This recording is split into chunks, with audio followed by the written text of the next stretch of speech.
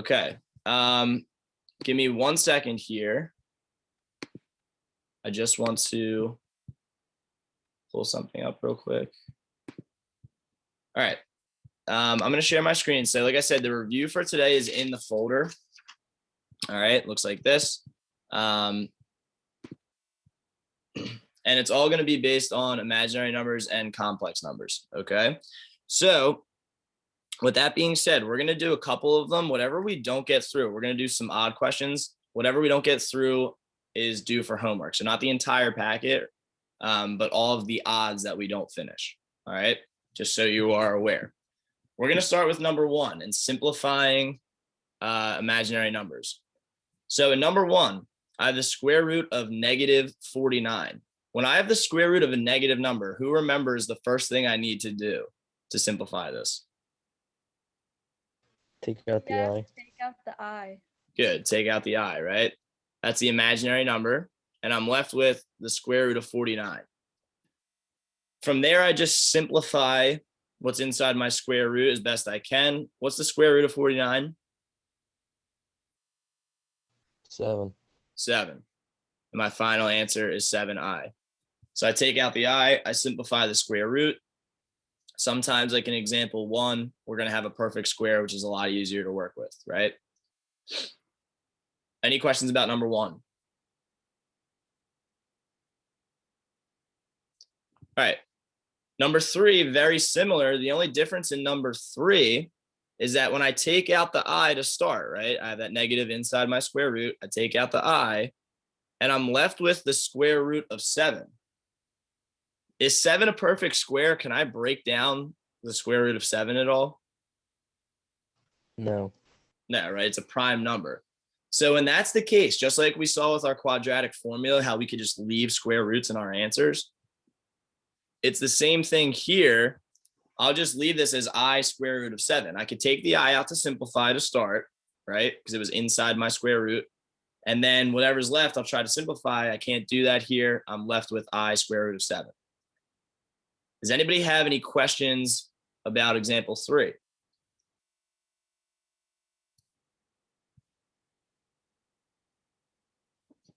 Okay. Let's take a look at example 7.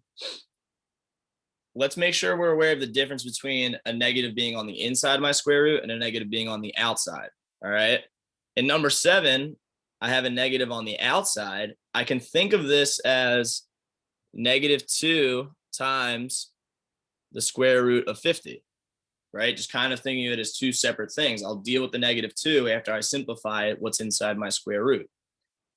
Well, is 50 a perfect square?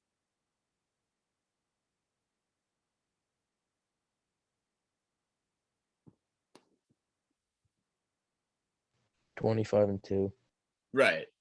Exactly. So it's not a perfect square. I have to think about factors where maybe one of them is a perfect square.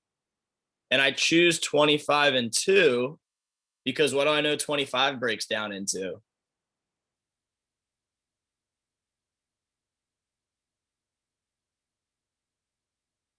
5, 5. 5 and 5, right? I have that pair of 5s. And how would I write my final answer? I'm going to have negative 2 times. How would I simplify the square root of 50? What does that become? Because I have the pair of 5s and the 2 left over. 5 outside the square root, 2 within. Right. Good. 5 on the outside of the square root, the 2 inside. And remember, I don't distribute into a square root at all. I just multiply the numbers on the outside. So I'll do negative 2 times 5 or negative 10 square root of 2. Okay. Any questions about that example there or anything from simplifying square roots, right? Or imaginary numbers? Take out the I to start. If it's on the inside, simplify the square root. If you have a number on the outside, multiply it by only the numbers on the outside. And if you don't have a perfect square, think about factors where maybe one of them is a perfect square and work to simplify that way. Okay. Any questions at all from this section?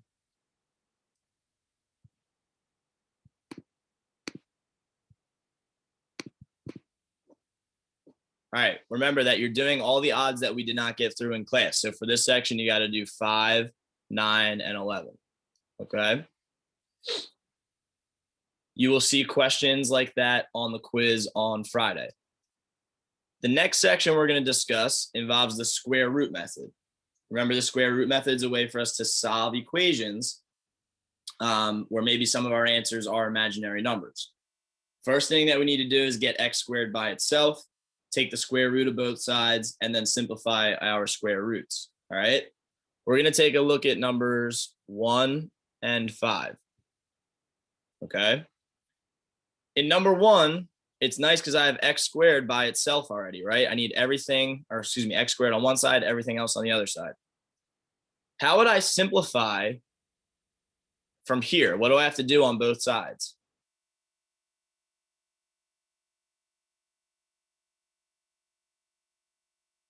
Add 100 to both sides. Well, if I add 100 back over, I'm still going to have, I'll have x squared not by itself. So remember, I'm solving, trying to get a solution, right? So I'm trying to just get it down to an x. How do I do that? What do we have to do on both sides here? Square root. Square root, right? Square root method. So I square root both sides. And when I square an x squared, that's always going to become an x, right? It kind of just undoes it. And I'll have x equals the square root of negative 100. How would I simplify the square root of negative 100? Kick out the I. Take out the I. So I have I square root of 100. What's the square root of 100? 10. 10. And it'll be 10i. Remember with square root method, though, that we need to include plus or minus in all of our answers. So on the quiz, there will be a question where you have to use square root method, and it'll tell you, it'll give you 2 blanks. One you're going to put in the positive answer, one you're going to put in the negative answer. It's the same value, it's just that one's positive, one's negative. So always include plus or minus. Okay. Any questions about number 1?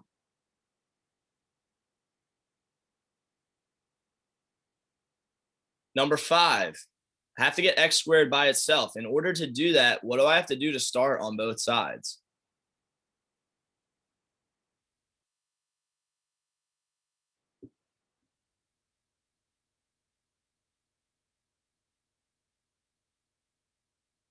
Divide both sides by 2. Right, divide both sides by 2. You might have to divide on both sides. You see in examples like 2 and 4, you have to subtract or add something to both sides to get x squared by itself. So just keep in mind your normal algebraic steps.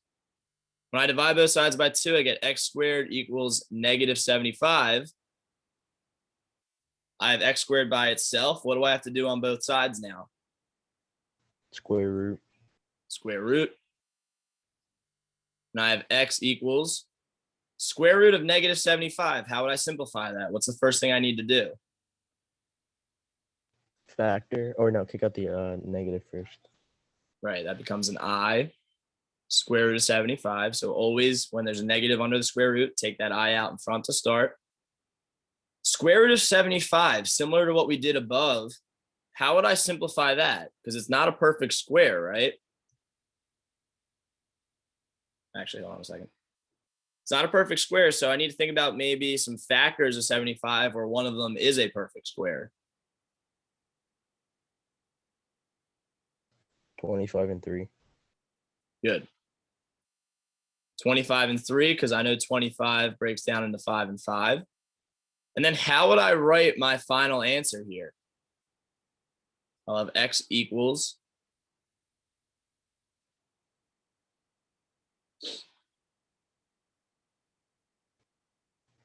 5i square root 3.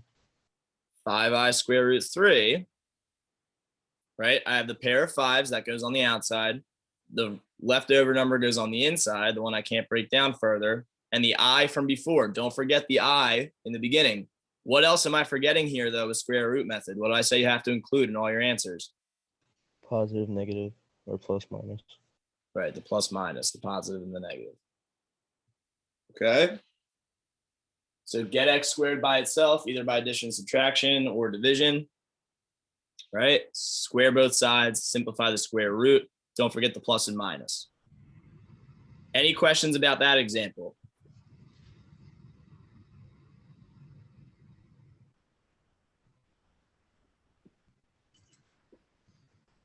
Okay. Let's transition to the back. Now we're going to get into talking about complex numbers. Okay. Complex numbers. We're going to do numbers 1, 3, 9, and 15. All right. Remember, and I'll talk about this again towards the end of class, whatever we don't get done in class, odds wise, you're going to have to do for homework. Okay. When we are simplifying these complex number expressions, right? This is when we talked about operations with complex numbers. We're going to be doing addition, subtraction, multiplication, and division. All right.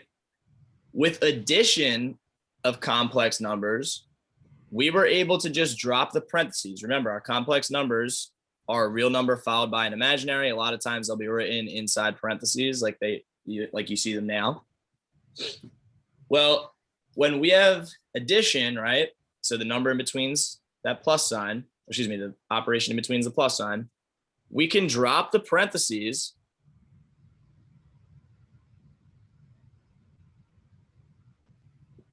and just combine like terms, right? So addition, there's no sign changes, anything like that. I just drop the parentheses, I combine like terms. What are my like terms for this particular expression? What can I combine? -2 and 5 and 3i and -2i. Right, the -2 and the 5, and that's going to give me +3. And then the 3i and the -2i, that's just going to give me a positive I. Okay. So it's just 3 plus I. Remember, with complex numbers, we write the real part first, followed by the imaginary part. Okay. And when we combine like terms, we can only combine real numbers with real numbers, imaginary numbers with imaginary numbers. So anything that doesn't have an I attached can combine. Everything that does have an I attached can combine. Okay. Any questions about number 1? All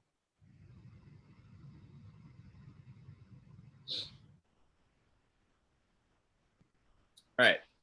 Number 3, the only difference there is I have this negative sign in front, right, of my second one. That means I'm doing subtraction. And with subtraction, we have to remember that we have to distribute that negative to each term in the second complex number. So it'll be the opposite sign of each of those two terms there. -1 times -1. The sign's going to change to a +1. -1 times +3i. Now it becomes -3i. So all we do is change the sign of that second complex number. Okay. Any questions about that? So addition, drop the parentheses. Subtraction, you have to distribute the negative to the second term. From here, I can just combine like terms again. And what can I combine? What would I be able to work with here?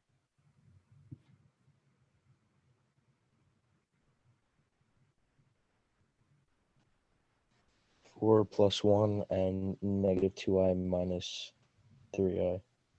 Right. 4 plus 1, the real numbers, that gives me 5. -2i minus 3i is going to give me -5i. So 5 minus 5i. Okay. Any questions there?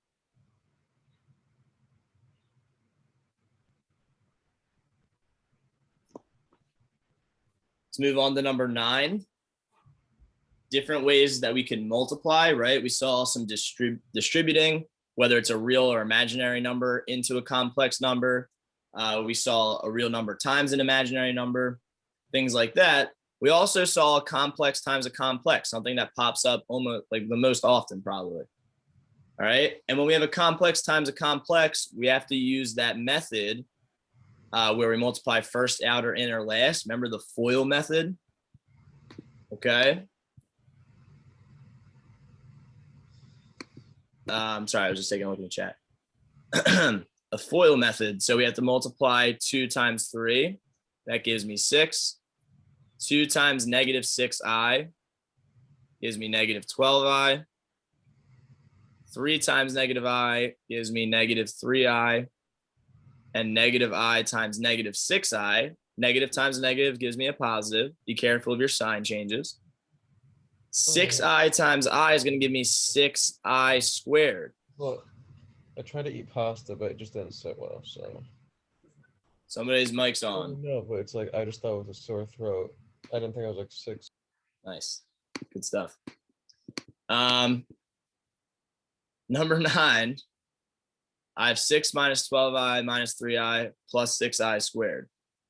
All right. What does I squared become? Remember that I squared. We don't want to have any imaginary numbers with exponents, right? So what's that number I always substitute in for I squared? 1. Did you say positive or negative 1? Negative. Negative 1. Good. So if you need to make a note, remember this, I squared is negative 1. Okay. So this becomes 6. Negative 12i minus 3i. I can combine those, right? And I get minus 15i. And then I'm going to have 6 times I squared. Well, if I squared is negative 1, that's 6 times negative 1, or just negative 6. And then I can think about the 6's canceling and my final answer being negative 15i. Okay. So with multiplying, and in a second, we'll see dividing, there's a fair amount of simplifying we need to take care of, right? Anytime we see an I squared, we need to make sure that we substitute that with a negative 1. Combine your imaginary terms and your real terms, and then and just work from there. Okay. Any questions about anything that we've done so far?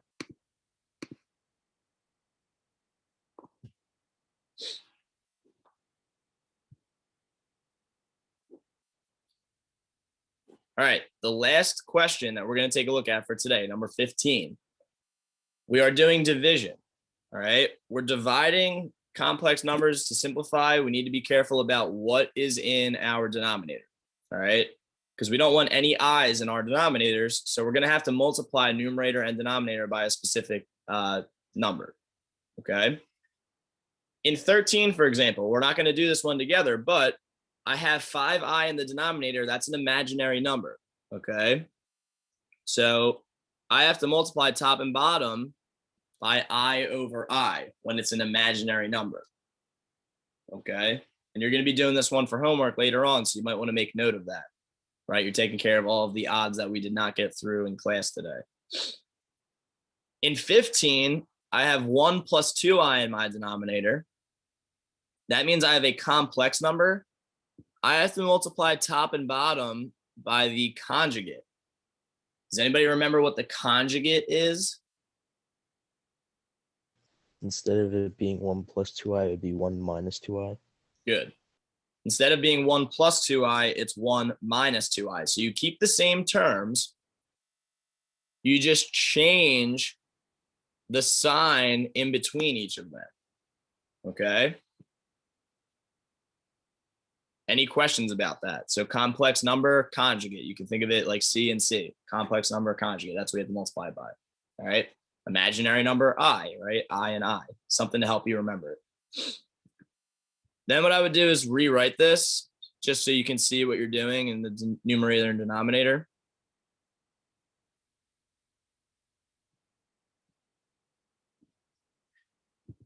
In my numerator, I'm going to distribute that 5. Right, to each of those terms. So what would that simplify to in my numerator?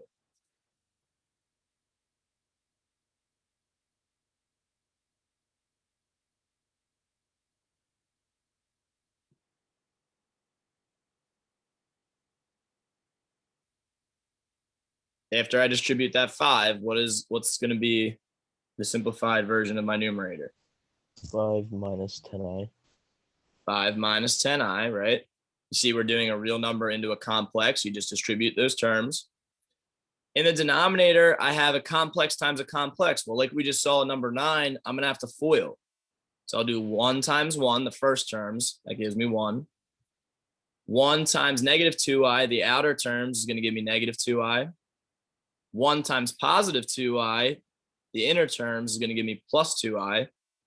And then 2i times negative 2i will give me negative 4i squared.